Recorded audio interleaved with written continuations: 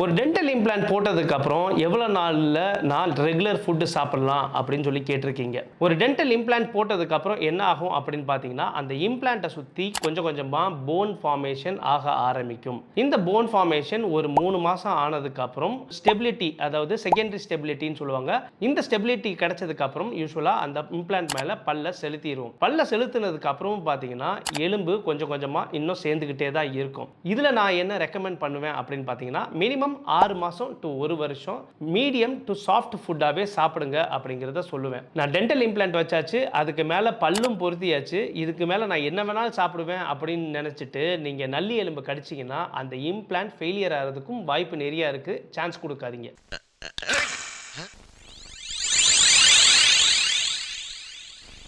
என்ன மாப்பிள்ள என்னாச்சு? என் பல்லு. மேலும் டென்டல் ரிலேட்டடா உங்களுக்கு எதுவும் டவுட்ஸ் இருந்ததுன்னா இந்த நம்பருக்கு காண்டாக்ட் பண்ணுங்க, நாங்க உங்களுக்கு ஆன்சர் பண்ணுவோம்.